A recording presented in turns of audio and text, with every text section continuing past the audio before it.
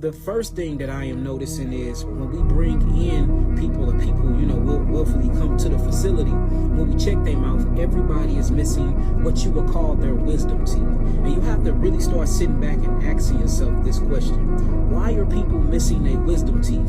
And if you look over 1,000 years ago and you start studying, the dental issues or dental health to the Egyptians, and dental health to the Vikings, and dental health to the Nubians, and dental health to the Etruscan tribes, and just these different ancient indigenous tribes, all of them had their wisdom teeth. But we noticed that their jaw structure was stronger and their jaw structure was larger. Why is that? And it's because the food that they was eating nuts, they was eating seeds, a lot of them was chewing on wild meat. They were just eating things that would challenge their mouth and actually grow the structure of their bone. And I'm not here promoting meat eating at all.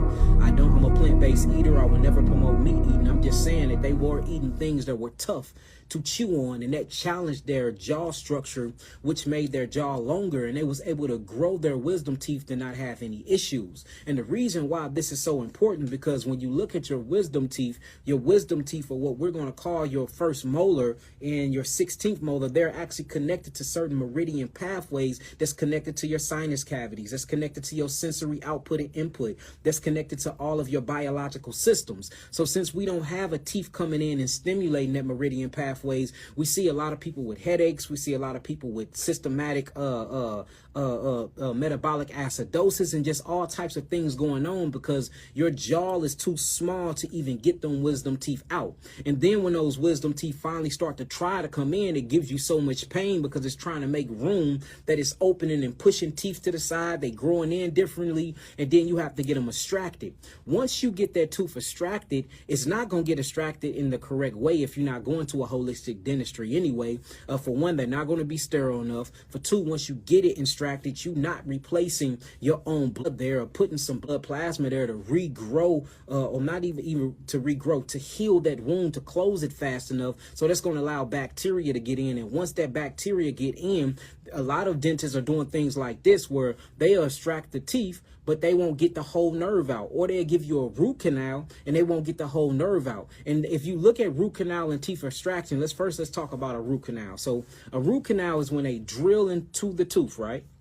And then once they drill into the tooth, they take out all the blood vessels. Not only do they take out the blood vessels, they take out the lymph vessels, because yes, your teeth do have lymphatic capillaries in them, and we're going to talk about that too, and I'm going to show y'all. And they take out the nerve, or they supposed to. What have been done to my teeth and many other teeth, and I'm speaking personally here, is when I had my jaw shattered when I was 16 at the club, I had my jaw shattered. Somebody punched me. I got jumped by 80 people, and one of them punched me with some brass. So they had to reconstruct my jaw from here to here, and they put titanium inside of my jaw to reconstruct my jaw structure. Mind you, there's 5% of nickel in all of titanium, so I have nickel that's not supposed to be in my body right now. Well, when they reconstructed my jaw, they had to pull a bunch of teeth out, and then the teeth that they didn't have to pull out, they did actual root canals on them.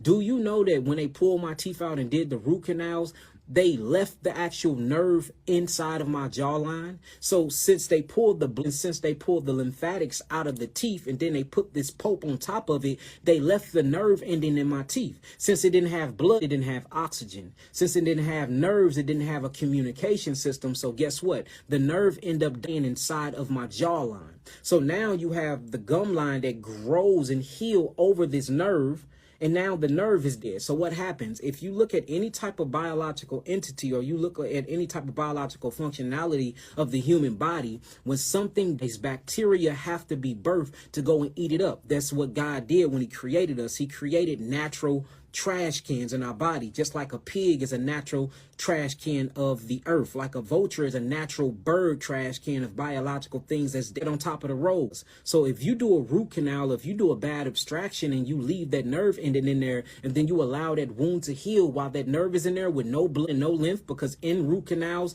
you are pulling out the capillaries. In a root canal you're pulling out the lymphatic capillaries. In a root canal you're supposed to be pulling out the nerve. In my case, they didn't pull out the nerve. So guess what happens? the healing happens on the outside, but it doesn't happen on the inside. So the nerve is still exposed inside of the cavitation, right? Cavitation.